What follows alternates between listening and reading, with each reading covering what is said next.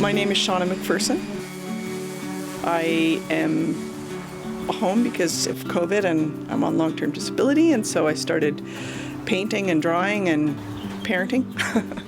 I love the little book, tiny libraries, community libraries, and there's been a lot of magic that has happened for me there. That's a lovely way to engage in community. And so it's like, well, what am I doing? I'm not writing a book, so making art. And it's fallen apart, so I'm going to put it back together. When I get a chance, I paint and draw as much as I can, and I'm prolific in my very small way. A very small way. It's an important language, a subtle language, and something that needs to be communicated and discussed. And I really miss going to galleries, so make your own, which I've also never done before. I didn't want it to look like a library. I wanted it to look like a gallery, and I wanted to do something sort of architectural and designy. I just wanted it to feel like a gallery that I would want to go to.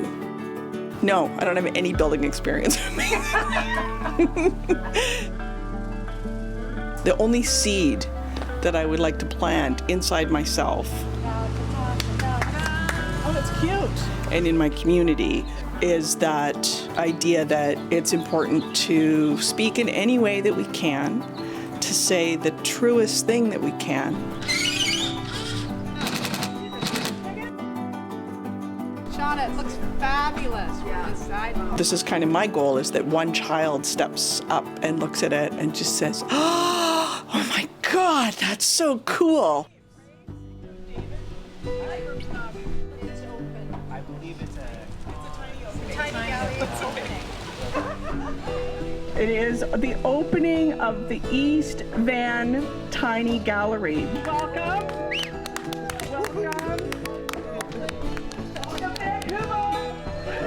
This is not satire.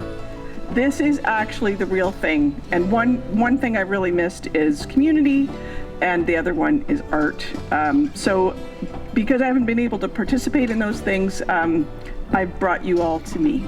But before we go any further, Keith, our neighbor, I've asked him to do our land acknowledgement.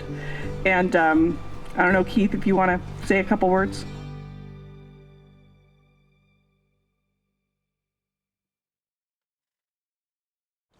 Just want to be clear that we're thankful and grateful that we get to live, work, and play and participate in what's happening right now and in the history that's coming out. That is well known by my people and my ancestors. So it's shocking to most of my non-Indigenous friends, but it's not shocking to us. We know the people who never came home. We know the stories, and you may have read some of the stories, and they're all true, and they're horrible.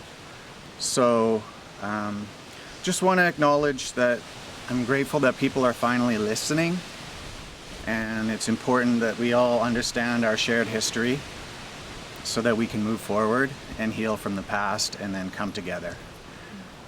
So thank you all for being here. And we also have our poet laureate here. Please welcome from Charles Street, David Jordan. Thanks. I'm gonna come rock the mic. This one's very fresh. I just finished it yesterday. It's called They Took All the Children. The murders are real. All those little bones go together perfectly. They were perfect bodies, like all children. Perfect people, like all children. No more whispering.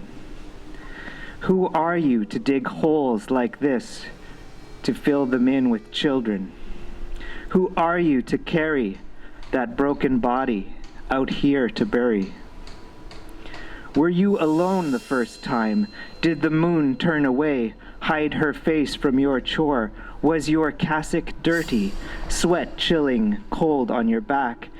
Did you carry that body in the way a child is carried, sleeping into the house from the car, draped over your arms? Did you place her gently on grass while you dug? did you cry when you took off her shoes? How many times a wheelbarrow, a gunny, a shovel? How did you stop from screaming to heaven, enough? Choke on feathers, ask God for forgiveness. Forgive me, Father, or was it no sin in the eyes of God, of your brothers, your sisters, your father, to kill the savage, to save the child? How many holes riddle our nation? No markers, no crosses, no fences, painted picket, iron wrought, or stones stacked neatly. No lawns mown, no flowers, real or plastic, nothing but holes in the hearts of mothers, in the hearts of fathers. Mothers, fathers, grandmothers, grandfathers, aunties, uncles, with holes in their hearts forever.